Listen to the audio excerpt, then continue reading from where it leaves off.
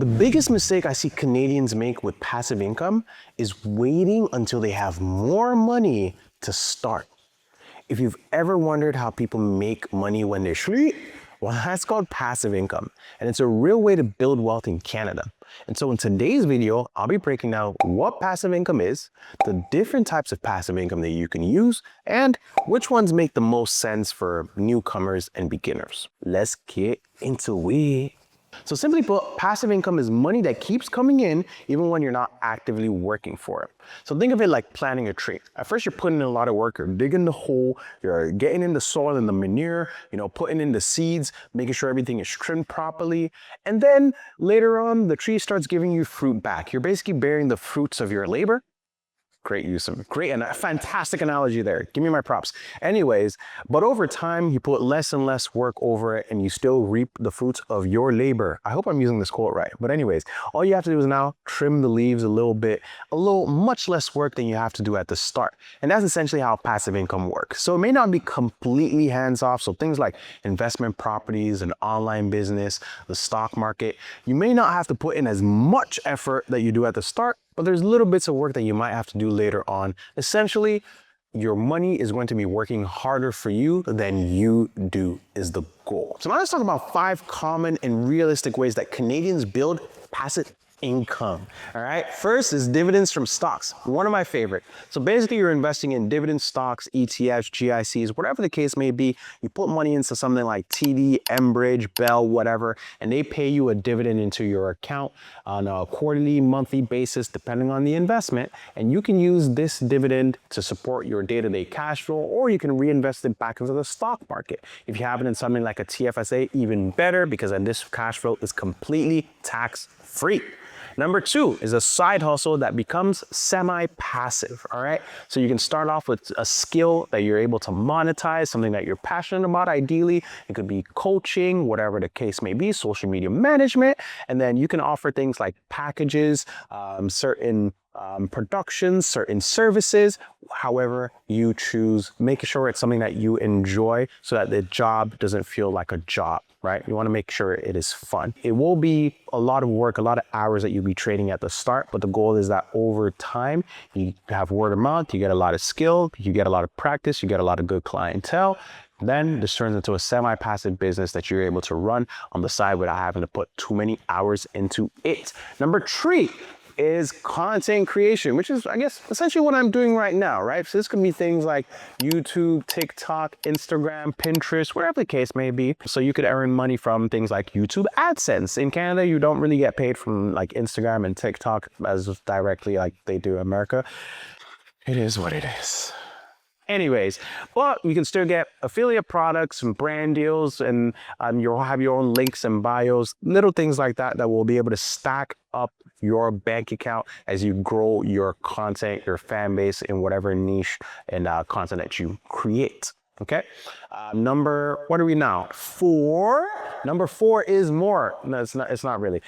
It's digital products. So this is a little bit more of a passive product of the ones aforementioned. Ideally, they kind of supplements the other 3 mentioned before, or it could be on its own. So it could be a course, let's say like a guide, like a cookbook, a budgeting template, a Canadian investing guide, right? Little things like that that will sit on the side, and then people can purchase whatever while you sleep. You're not actively selling it, but you ideally want to market it in ways that people are aware that this product is available and something that supplements the value that you're providing in whatever business structure that you have, be it a side hustle business that will find this product valuable, or be it content creation where the digital products becomes valuable to your audience. Okay. Number 5 are rental properties. So a lot more work and cost up front, but the long-term payoff could be huge. A simple way to start is, let's say you have an extra room that you don't use, or a basement that is not really valuable to you in terms of living spaces. You could Airbnb those out, rent those out. Just double check if you're in like a condo complex, because some places have some rules about like Airbnbs. If you travel frequently too as well, you're not often home, you could also rent your space out when you're away to build some passive income while you're gone, which would be great to cover your travel costs. Bless you. Thank you. So now here's the truth, okay? I'm going to keep it real with y'all for a second because I hear a lot of people talking about passive income and say, oh, I'm going to start when I have 10K saved. I'll start when I have 50K saved. But what you're really doing is just you're pushing your goalposts. You're delaying the finish line to further back. And that's no good for you, okay? Do not be the architect of your own destruction. All right? Simply put, start small and be consistent. The key is learning the tips and the ways from the ground up. It could be something as simple as putting 10 bucks a month into a dividend paying stock so that you understand how the market works. You're able to create that cash flow for yourself and let it compound from something small into something bigger. It could be starting with a simple YouTube or Instagram video, understanding how the camera process works, the editing works, and being comfortable with posting on social media and showing up. Little things like that can be the steps towards building the foundation of your passive income kingdom. Okay? And the other thing that I hear is that, oh, it's quick and easy. You're comparing yourself to this person like, oh, they did it this fast. Oh, they blew up. They got viral. No, okay? Comparison is the thief of joy. Do not do that. A lot of passive income can take either a lot of money and cost up front, okay? It can be very expensive. It could be properties are not cheap, right? Stocks long-term are not cheap either. But you start small, you be consistent, it gives you time to grow your boat gently down the stream, merrily, sorry. It gives you time to grow and compound your wealth. Also, things take time and effort. You learn as you're editing videos, creating digital products, and running your side hustle, right? What you look back 1 year later, and you're like, wow, I didn't like any of these, but you've grown, you've learned, you've adapted, you understand, and you're enjoying the process more. And in order to do that, you got to give yourself the opportunity to start and to learn as you go through. Because the reality is, you're not going to know what you're doing wrong until you start really doing it, not just saying that I'm going to do it.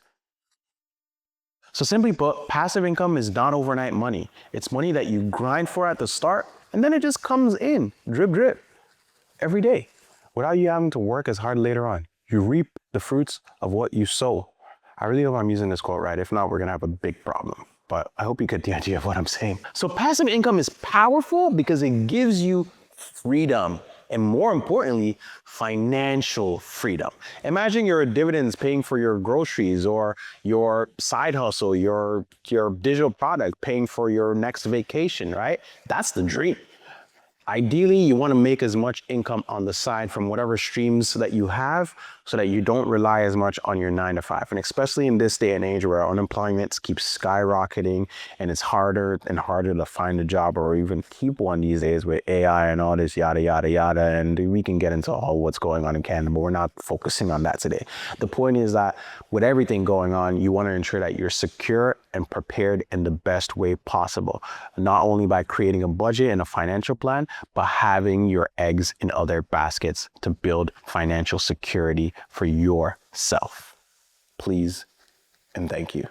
So all in all, please remember, passive income in Canada is not about winning quickly. It's about planting seeds early on so that you can reap the fruits of your labor later on. Start small, stay consistent, and let your money and your ideas work for you.